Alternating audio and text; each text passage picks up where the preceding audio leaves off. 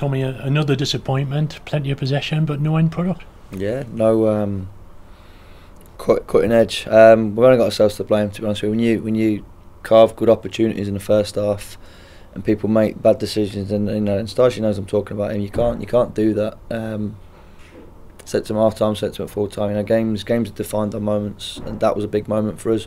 I think the referee played a key part in the second defining moment in the game, when I think he initially should have booked the lad for the tackle. We didn't. Give him his second and his third chance. Finally booked him, and then shortly after he handballed, and it is a through ball. It is handball. He's got to go. And but games are, like say, are won and lost on key moments in games, and say those two key moments in games have affected us today.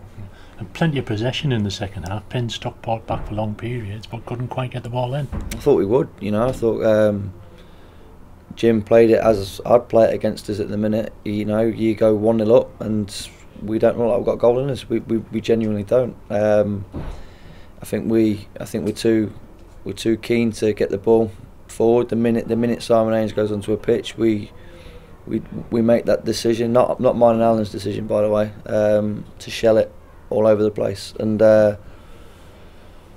I think our decision making is really bad at times, from 1 to 11. But that's ultimately why we're playing at this level of football. So how do you put that right then? There's a blank Saturday now, plenty of things to work on the training field. There is, but we won't change what we do. Everything we do Tuesday, Thursday, you watch the train, you see the things we do. None of it involves smashing the ball 50, 60 yards. For some reason Saturday, whether it's confidence, lack of confidence, I don't know, but lads, it seems like a hot potato at times. You can't force the issue. You can't force people to receive a ball. You can't force people to make the passes. They do it naturally in training. We encourage it. We applaud them. It goes out on a Saturday and we show it in flashes in games. The fans at the start of the game today were all over us. And I think they appreciated that we were trying and we were playing some good football. The minute we go 1-0 down, I think the atmosphere in the ground changes. And I don't blame the fans. I would be hammering me. I'd be hammering the players if it was the shoes on the other foot. I get it. They're frustrated. I'm frustrated. But there's time for excuses are done. There's nothing I can say. The injuries now are cleared up. There's one or two that are not quite there. But the reality is that's a good group of players down there, and I can't keep protecting them forever. I can't keep saying that they're good players, because good players win games of football. Good players don't sit one place above the relegation zone in the league and 2 points off the drop zone. They don't. The gap's getting too big now for us to make the season a success, and say that the excuses have got to stop. People have got to start putting action into place, because at the minute, and a lot of people are telling me, it's not good enough.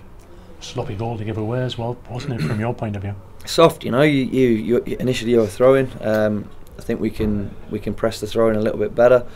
And stop the initial cross, but the cross comes in, you're talking, it's into the big lad. He's got 3 players around him, and he's managed to get a shot on goal from 18 yards, and it's squirmed in the bottom corner.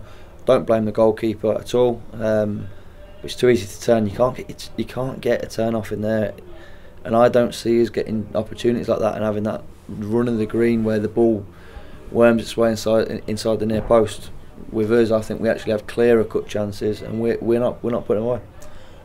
The goal scoring record speaks for itself, doesn't it? That's 3 blanks in a row now. Yeah, I've just said that to the lads as well. We are.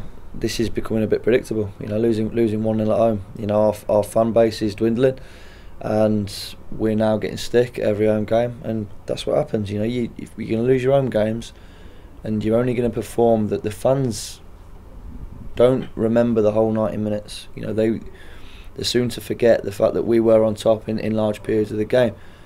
When you finish games the way we do, that's what they go home and they get disgruntled about. It's how you end games at football for me.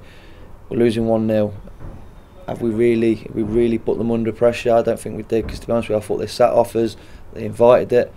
I think we made really bad decisions getting the ball into the final third to create something, and we didn't create enough. Defeats obviously hurt you. Was it hurt the lads just as much?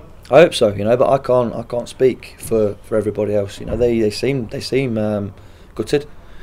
I'm gutted, but it's not about me. It's not about the lads. It's about this whole football club. At the minute, we're underperforming as a group, as a club. It's not a great feeling to be around at the minute. I do think we can turn it around.